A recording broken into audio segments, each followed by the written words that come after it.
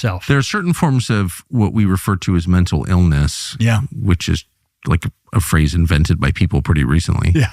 And clearly there are forms of mental illness, I guess, whatever that is. But there are certain people who have visions that are very unpleasant. Yes. And that bear like almost a precise resemblance to the demonic possession described in the New Testament. And they may be demonic. I don't know.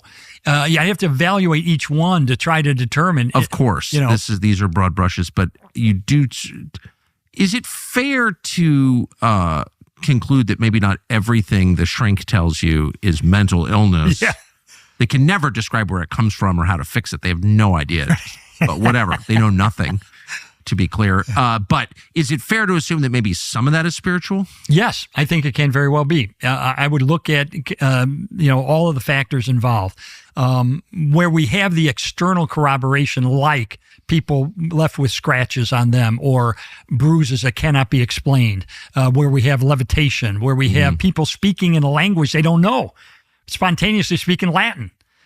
Things like that, then that is the external corroboration to me that there's something demonic going on. It doesn't mean it couldn't be demonic. I'm just saying those are the cases I'm more comfortable in concluding that they're demonic when I've got that kind of external corroboration. But speaking in languages you don't know is described as in the Acts of the Apostles as a manifestation of the Holy Spirit, of God indwelling. That's right. There are other languages people speak, but not when they're spitting at clergy who are trying to exercise. Oh, is that a sign? Yeah, that could be a sign when you're cringing before a crucifix. Yeah, right. You're trying to bite people. But what about glossolalia? What about speaking in tongues? Yeah, that is a spiritual gift. There are Christians who believe that those gifts have ended with the apostolic age and are no longer applicable. There are other Christians who believe they are still active in this world. I believe they are still active. Mm-hmm. I've met Christians who speak in other tongues and others who interpret that.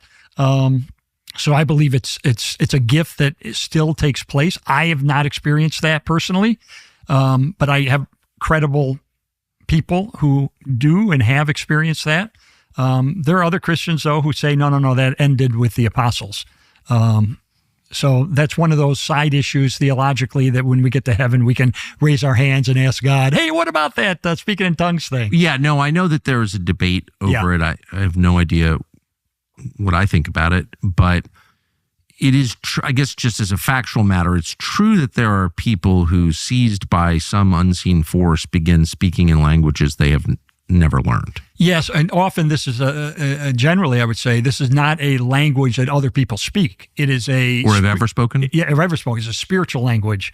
But then there's someone, and this is a good corroboration, someone who can interpret that, and they understand it, this language, even though it is a spiritual language. It's not Latin, it's not Greek. It's a spiritual language, and that someone else is able to hear, and they have a gift as well to interpret what is being said.